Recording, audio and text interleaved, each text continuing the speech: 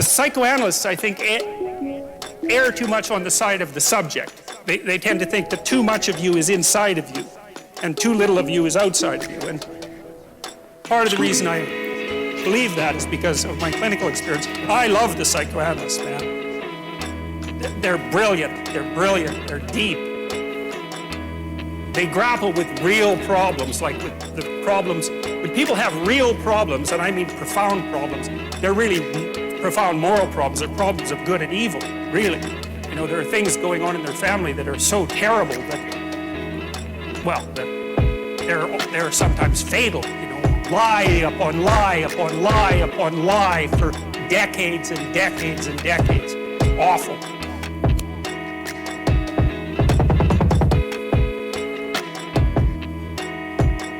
And that's not exactly inside them.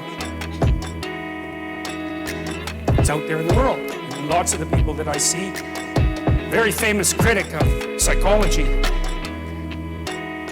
I can't remember his name, but I probably will, criticize the practice of psychology quite effectively I believe in the early 60s. The Myth of Mental Illness by Thomas Szasz, S-Z-A-S-Z. It's a classic. You should read it.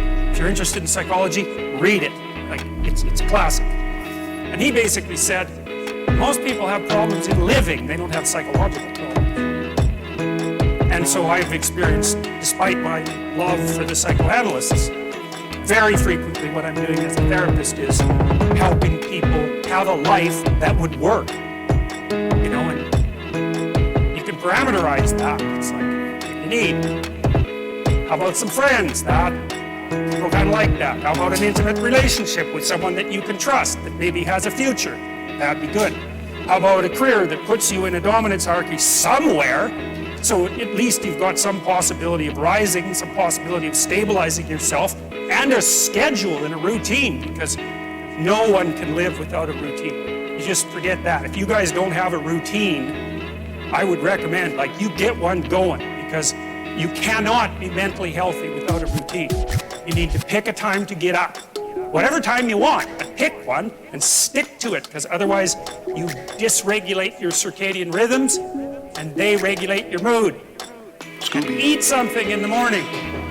I had lots of clients who've had anxiety disorders. I had one client who was literally starving. Very smart girl. There was very little that she liked. She kind of tried to subsist on like half a cup of rice a day. She came to me and said, I have no energy. I come home, all I want to do is watch the same movie over and over. What, like, is that weird? And I thought, well, it depends on how hard you work. You know, it's a little weird, but whatever. It's familiar. You're looking for comfort. So I did an analysis of her diet. It's like 3/4 of a cup of rice. It's like, you're starving. Eat something. You know, you'll feel better. So she modified her diet, and all her anxiety went away, and she had some energy. It's like, yeah, you gotta eat. So, a schedule, that's a good thing, man. Your brain will thank you for it. It will stabilize your nervous system. With a bit of a plan, that's a good thing. You need a career, you need something productive to do with your time. You need to regulate your use of drugs and alcohol, most particularly alcohol, because that does in a lot of people.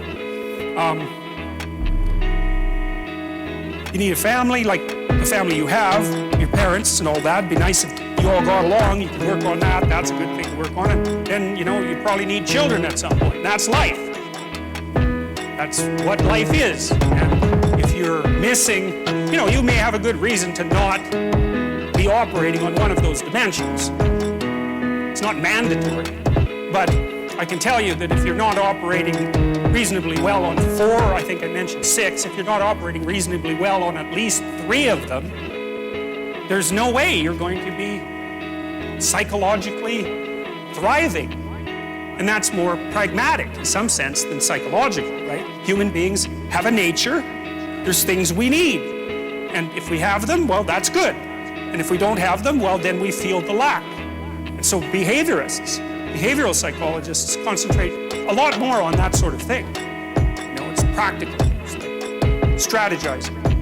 Make a career plan. Figure out how to negotiate, because that's bloody important. Figure out how to say what you need. Figure figure out how to tell the truth, figure out how to listen to your partner in particular, because if you listen to them, they will actually tell you what they want, and sometimes you can give it to them and maybe they'll return the favor, and if you practice that for like 15 years, well, then maybe you're constantly giving each other what you want. Well, hooray, that would be good. And then there's two of you under both circumstances, and it's better to have two brains than one, because people think differently because of their temperament mostly. And so the negotiation is where the wisdom arises, and it's part of the transformation, the psychological transformation that's attendant on an intimate relationship, and one of the fundamental purposes of a long-term intimate relationship.